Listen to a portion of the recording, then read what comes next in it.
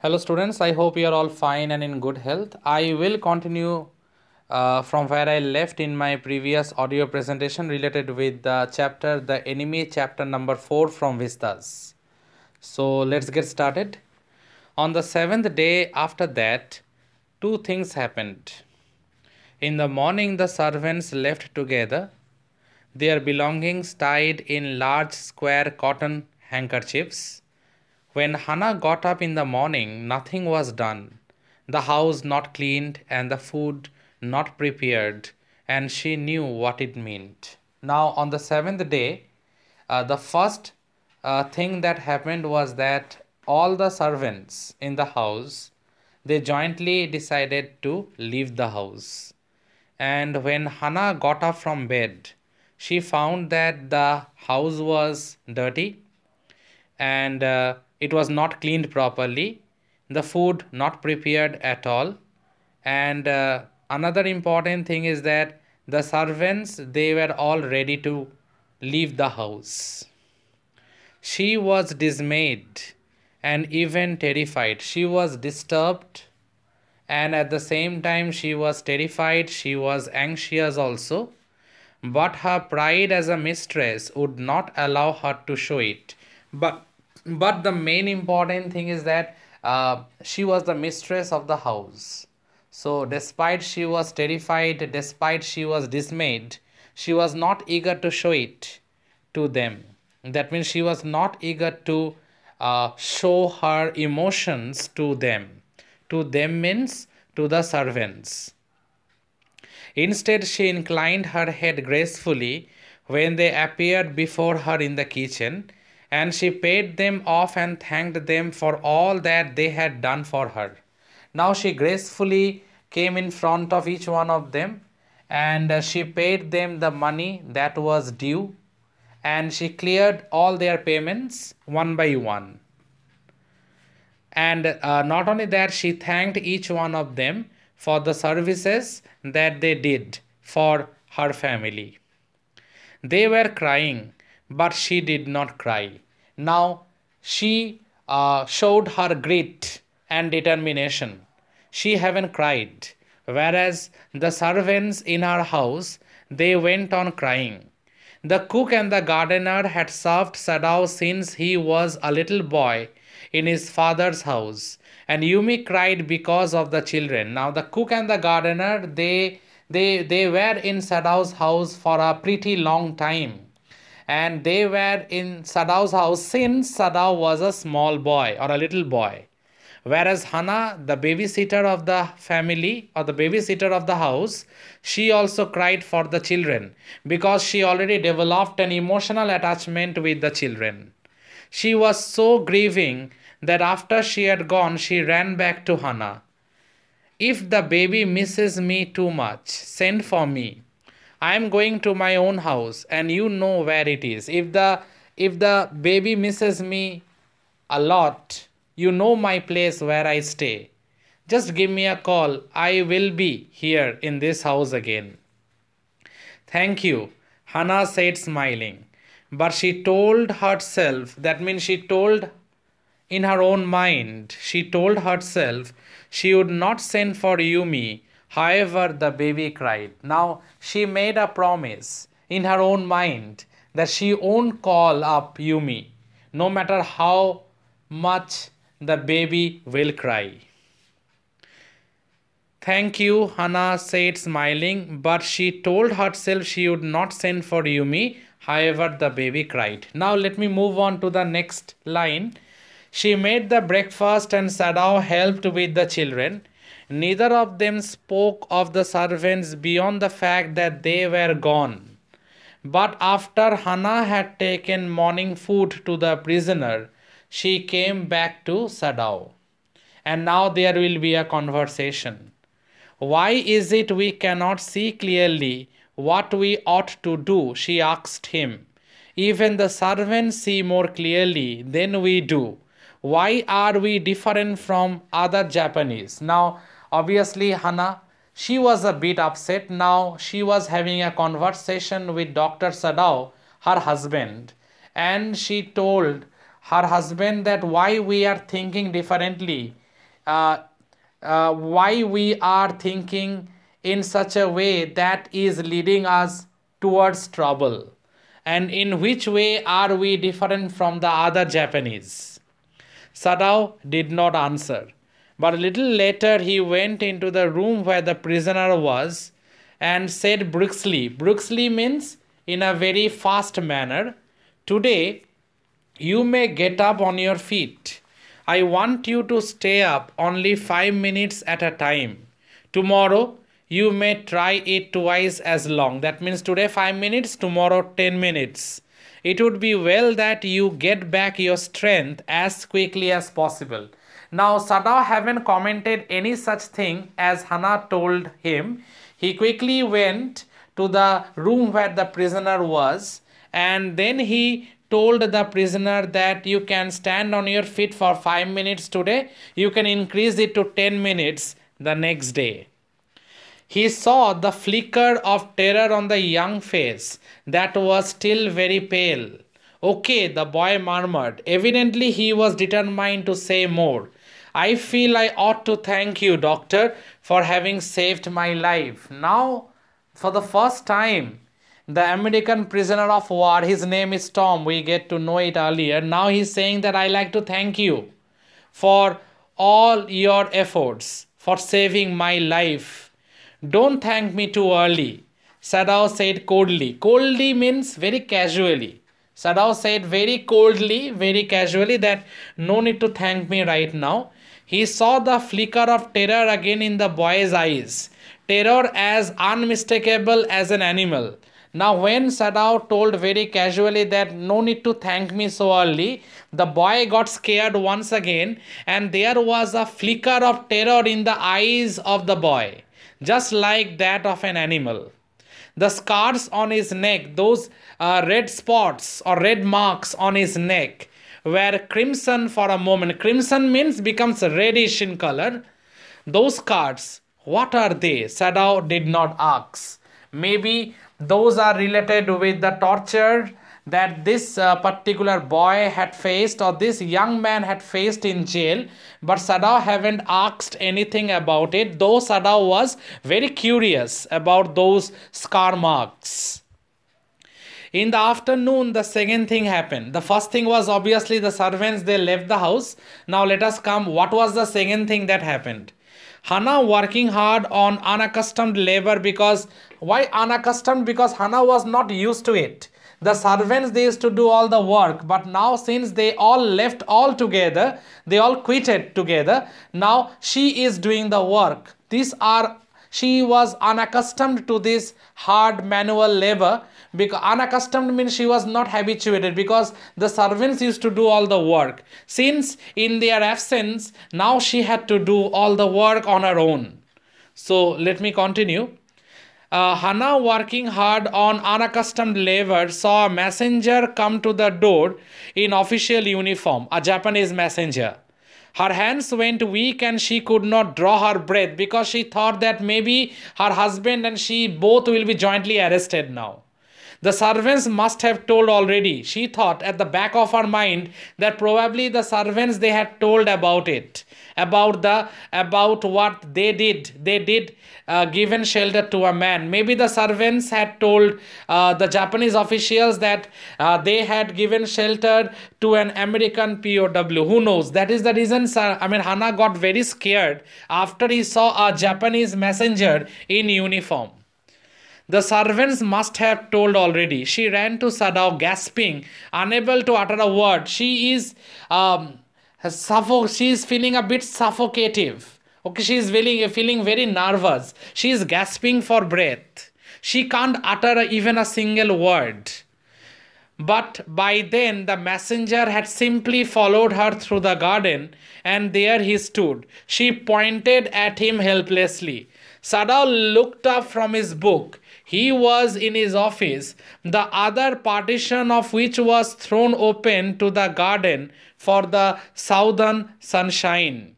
"What is it?" he asked the messenger, and then he rose, seeing the man's uniform. Now Sadao behaved in a very casual manner, asked the messenger, "What is it? Is there any problem?" You are to come to the palace. The man said, the old general is in pain again. Please, you have to come to the palace. General, he is not feeling well. He is having chest pain once again.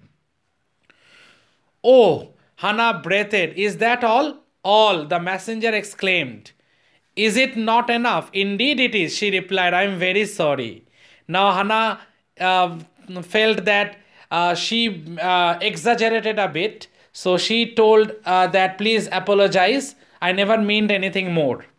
When Sadao came to say goodbye, she was in the kitchen but doing nothing. The children were asleep and she sat merrily resting for a moment, more exhausted. Exhausted means dead tired. More exhausted from her fright than from work. Now, she did a lot of work because she was unaccustomed to this sort of manual labor, but despite that she did it, but she was tired, more tired because she was extremely frightened, not because of the work that she did. Obviously, because the work that she did, she was tired, but she was more tired because she was very much frightened. And now Sadao got a call because the general, he is having the chest pain once again. Now, dear students, I am moving on to the next page. I thought they had come to arrest you, she said. He gazed down into her anxious eyes. I must get rid of this man for your sake, he said in distress. Somehow I must get rid of him. I must get rid of him. Otherwise, we won't have peace in the house. And for your sake and for the sake of our children, we have to get rid of this man as soon as possible. Sadao goes to see the general. Now after that we will find a conversation between Sadao and the general, and as the conversation will move, it will be very clear to us that the general knows about the thing that Sadao and Hannah had kept an American prisoner of war in their house. The general knows about it. From the conversation that the general had with Sadao, it will be very clear to us that the entire information that Sadao and Hannah had given shelter to a American prisoner of war in their house, the general knows about it very well. So let's see now. A conversation will follow between general and Sadao. Of course, the general said weakly, I understand fully, but that is because I once took a degree in Princeton. So few Japanese have. Now the general is very educated. He had taken a degree in Princeton, and few Japanese, they have it. I care nothing for the man, Excellency, Sadao said, but having operated on him with such success. Now, it seems that the entire matter has already been exposed and disclosed to the general. Now, Sadao is saying that I don't care about that man, but definitely the operation that I did, it was an extremely critical operation, and it was a successful operation indeed. So see this line, but having operated on him with such success. Yes, yes, the general said. If it only makes me feel you more indispensable to me. Evidently you can save anyone. You are so skilled. Yes, you are so skilled. I am proud of you. You are indispensable to me. You can save anyone. This particular case is a clear evidence of that. You can save anyone. You are so skilled. You are extremely professional. And you are a very bright surgeon. You say you think I can stand one more such attack as I have had today. That means I already told you it was a bit of a heart attack that the general had. Not more than one, Sadao said. Yes, not more than one. Then certainly I can allow nothing to happen to you. That means you are special. I should not prosecute you. Because if I be ill and if I suffer from chest pain again, you are my savior. So I should take better care of you. The general said with anxiety. His long pale Japanese face became expressionless, which meant that he was in deep thought. You cannot be arrested because you are a special one. The general said, closing his eyes, suppose you were condemned to death and the next day I have to have my operation. Suppose I condemn you to death. If I give you death sentence, who knows, the next day again I will have a chest pain. Then what will happen to me? There are other surgeons, Excellency. Sadao suggested that there are other doctors. There are other surgeons. You don't need me every time, do you? None I trust. This is a very important line, dear students. None I trust. The general replied. The best ones have been trained by Germans and would consider the operation successful even if I died. The best ones that we have, apart from you, are trained by Germans. And if I die also, they will ultimately consider the operation to be successful enough. I do not care for their point of view. I don't care about their opinions. Basically, frankly speaking, I don't care about their point of view. He sighed. It seems a pity that we cannot better combine the German ruthlessness with the American sentimentality. Then you could turn your prisoner over to execution, and yet I could be sure you could not murder me while I was unconscious. The general laughed. He had an unusual sense of humor. As a Japanese, could you not combine these two foreign elements? And what are those two foreign elements, dear students? One is German ruthlessness and another one is American sentimentality. That is what the general is trying to say. Sadao smiled. I am not quite sure, he said, but for your sake, I would be willing to try, Excellency. I am not sure whether I can combine this German ruthlessness and this American sentimentality together. But obviously, for your sake, I can try, Your Excellency. The general shook his head. I had rather not to be test case, he said. He felt suddenly weak and overwhelmed with the cares of his life as an official in times such as these, when repeated victory brought great responsibilities all over the South Pacific. Obviously, General Takima became a very popular political figure. With repeated victories, he is achieving over the South Pacific, and with repeated victories, there is great responsibilities on his shoulders. It is very unfortunate, the general is saying something more, that this man should have washed up on your doorstep. How it is possible? This man, so unfortunate it is, he came and he washed ashore near your doorstep. I feel it so myself, Sadao said gently. That is what exactly happened, Your Excellency.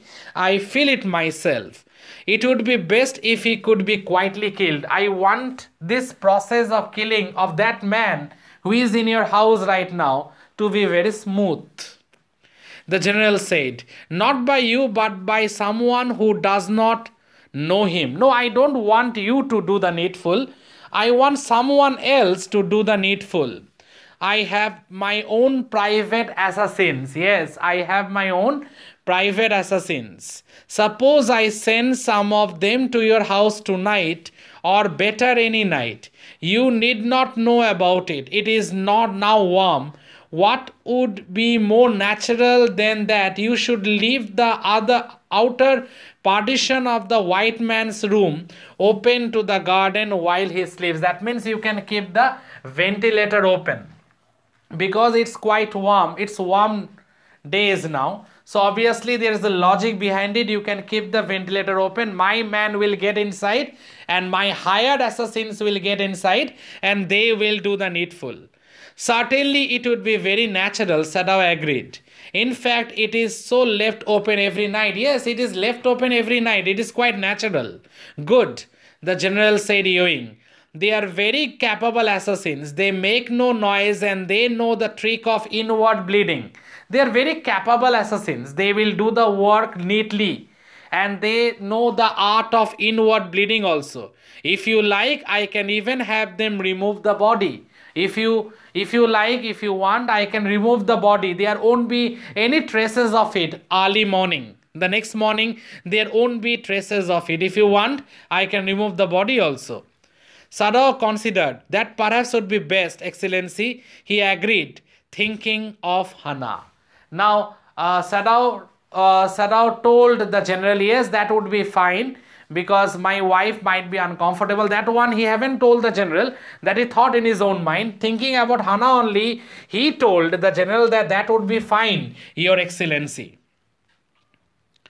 He left the general's presence then and went home, thinking over the plan. In this way, the whole thing would be taken out of his hands. He would tell Hannah nothing, since she would be timid at the idea of assassins in the house, and yet certainly such persons were essential in an absolute state such as Japan was. How else could rulers deal with those who oppose them? Now Sadao had taken a resolution in his mind that he won't tell anything about hired assassins getting inside the house and will kill this man, will take the body, because Hannah is already tensed, he is very timid, and if all these things were told to her, she will be more nervous than usual. That was what Sadao thought, and Sadao was thinking or devising of a plan how to let the American prisoner of war escape from their house. He refused to allow anything but reason to be the atmosphere of his mind as he went into the room where the American was in bed. But as he opened the door, to his surprise, he found the young man out of bed and preparing to go into the garden. When he came in his own house and when he entered the room, he found to his surprise that the American has already get up from his bed and he is about to stroll outside. "What is this?" he exclaimed. "Who gave you permission to leave your room? Why you are leaving your room? And basically, by the way, who gave you permission to leave your room?" "I am not used to waiting for permission," Tom said gaily, casually. "Gosh, I feel good again. But will the muscles on this side always feel stiff?" That is, the muscles are a bit rigid. He can't move his hands maybe as normally and as naturally as he would have liked it. "Is it so?" Sadao inquired, surprised. He forget all else. "Now I thought I have provided against that," he murmured. He lifted the edge of the man's shirt and gazed at the healing scar. "Massage may do it," he said. "Exercise does not. Maybe a bit of physiotherapy or maybe a bit of massage will do it. Exercise does not." "It won't bother me much," the young man said. His young face was gaunt under the stubbly blonde beard. "Say, doctor, I have got something I want to say to you. If I hadn't met a Jap like you, well, I wouldn't be alive today. I know that. Yes, because of you only, I am alive. And I know that very well. Jap is the short form of Japanese, dear students." Sadao bowed, but he could not speak. Sadao bowed, but he haven't spoken a single word. "Sure, I know that," Tom went on warmly. His big thin hands gripping a chair were white at the knuckles. "I guess if all the Japs were like you, there wouldn't have been a war." Now he told many more things also. He told Sadao that if all the Japanese were like you, there wouldn't have been any more war. "Perhaps," Sadao said with difficulty, "and now I think you had better go back to bed." He helped the boy back into bed and then bowed. "Good night," he said.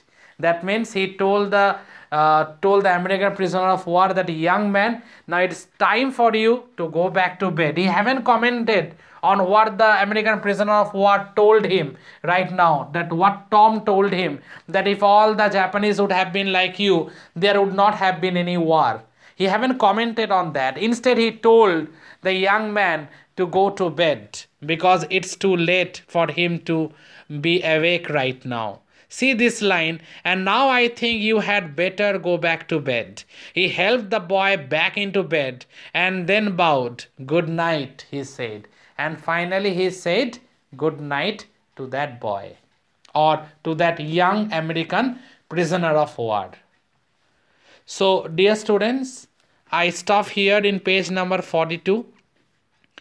Up to this part, "Good night," he said.